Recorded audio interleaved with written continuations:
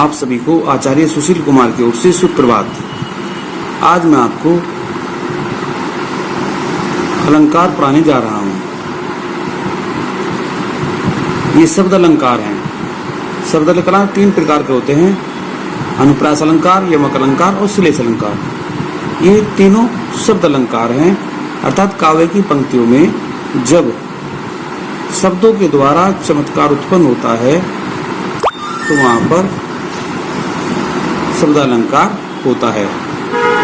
ध्यान दें, एक बार दोबारा इसमें काव्य की पंक्तियों में जब शब्दों के द्वारा चमत्कार उत्पन्न होता है तो वहाँ पर शब्द अलंकार होते हैं। शब्द अलंकार 3 प्रकार के होते हैं: अनुप्रास अलंकार, यमक अलंकार और श्लेष अलंकार। आज मैं इन तीनों अलंकारों के विषय में विस्तृत से बताऊंगा। आप लोग ध्यानपूर्वक सुने, समझें और फिर अपनी कॉपी में साफ साफ उन्हें लिखें। सबसे पहले अनुप्रास अलंकार। काव्य की पंक्तियों में जब किसी वर्ण की आवृत्ति बार बार होती है, वर्ण या अक्षर कहते हैं उसे हम, काव्य की पंक्तियों में जब किसी वर्ण की आवृत्ति बार बार होती है तो वहां पर अनुप्रास अलंकार होता है। अनुप्रास का शाब्दिक अर्थ होता है पुनरावृत्ति। अनुप्रास का शाब्दिक अर्थ है पुनरावृत्ति। हम इसका उदाहरण देखेंगे। उदाहरण: तरनी तनुजा तट तमाल तरुवर बहु छाए। आप दोबारा देखें, तरनी तनुजा तट तमाल तरुवर बहु छाए। इसमें क्या है? तय वर्ण की आवृत्ति बार हो रही है। देखिए, तय यहाँ पर है, तरनी में तनु है, तनुजा में तय है, तट में तय है, तमाल में तय है, तरुवर में तय है। अर्थात इसमें तय वर्ण की आवृत्ति बार बार हो रही है। जब तय वर्ण की आवृत्ति हो रही है तो इसमें अनुप्रास अलंकार है। इसी का एक दूसरा उदाहरण देखते हैं। रघुपति राघव राजा राम। आप देंगे रघुपति में रह है, राघव में रह है और राजा में रह है और राम में भी रह है। अर्थात इसमें रह वर्ण की आवृत्ति बार बार हो रही है, इसलिए यहाँ पर अनुप्रास अलंकार है। हम स्पष्टीकरण में दे सकते हैं कि इसमें रह वर्ण की आवृत्ति बार बार हो रही है और इसमें तय वर्ण की आवृत्ति बार बार हो रही है। अब हम पढ़ेंगे यमक अलंकार।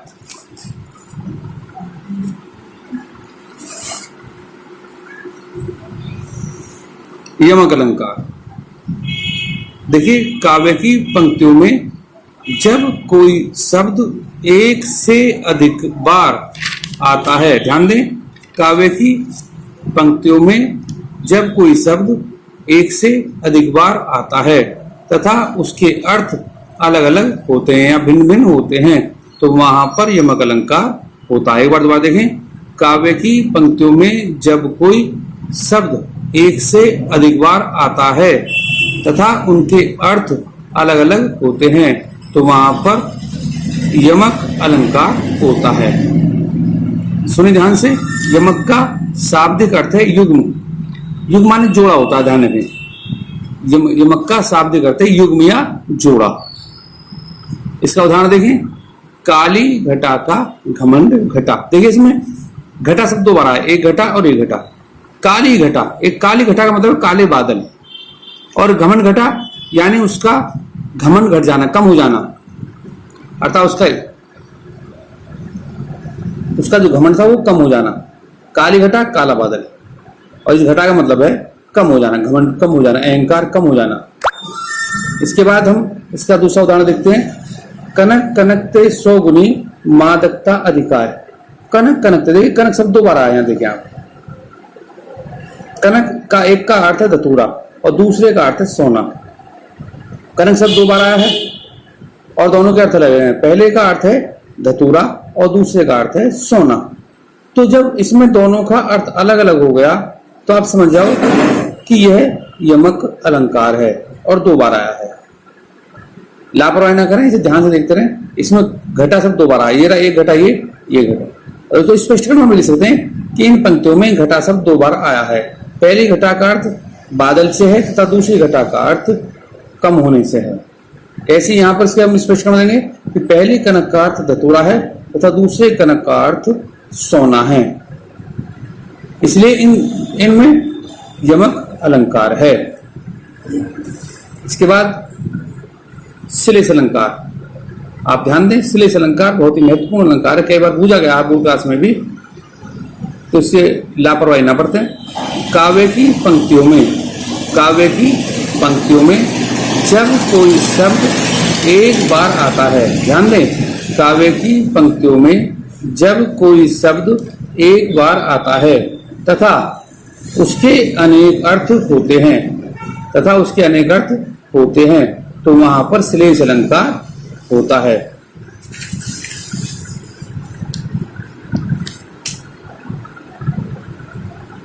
फिर दोबारा देखें, काव्य की पंक्तियों में जब कोई शब्द एक बार आता है तथा उसके अनेक अर्थ होते हैं, तो वहां श्लेष अलंकार होता है। उदाहरण देखते हैं इसका लेकर, स्वाति घटा गहराती मुक्ति पानिप्सो पूरी केंधो आवती झुकती शुभ्र आभा रुचि रूरी।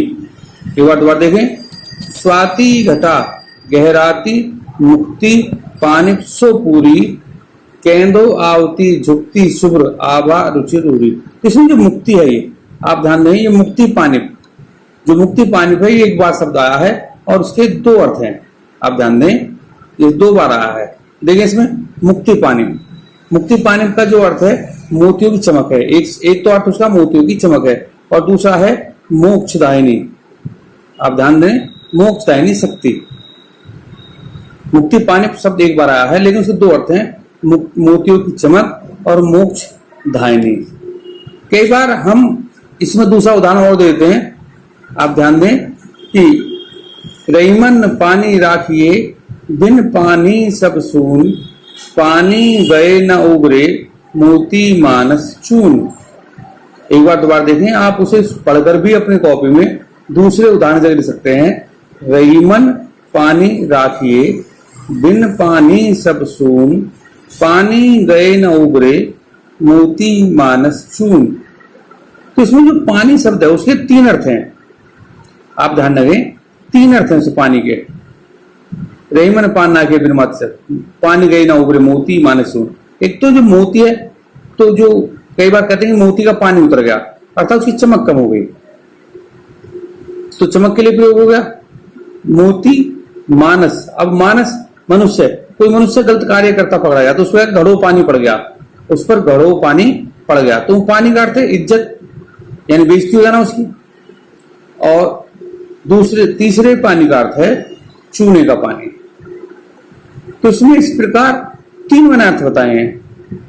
और ये जो मैंने उदाहरण दिया है, ये उदाहरण मैंने दूसरा उदाहरण बता दिया आपको, और उसकी स्पष्टीकरण भी बता दिया है कि आप अगर लिखना चाहते हैं तो आप अपनी कॉपी में उसे भी लिख सकते हैं, जिससे आप जो भी आपको उदाहरण अच्छा लगे उसे याद कर सकें। ये आपके लाभ के लिए है। दूसरा उदाहरण आप मैंने दो उदाहरण सब में दिए थे, इसलिए आप भी इसमें उदाहरणों को याद करते हुए चलें और तैयारी करते चलें। उदाहरण को बहुत बारीकी से याद करें। अनेकों बार उदाहरण बच्चों को याद नहीं हो पाते, परिभाषा याद होती है। उदाहरण भी आपको याद होना बहुत महत्वपूर्ण है, क्योंकि कई बार पूछा जाता है कि उदाहरण सही से लिखो। अब हमें उदाहरण पता नहीं होता तो हम क्या लिखें। और व्याकरण में पूरे नंबर मिलते हैं, इसलिए लापरवाही ना बरतें और अपने कार्य को ठीक ठीक करते चलें।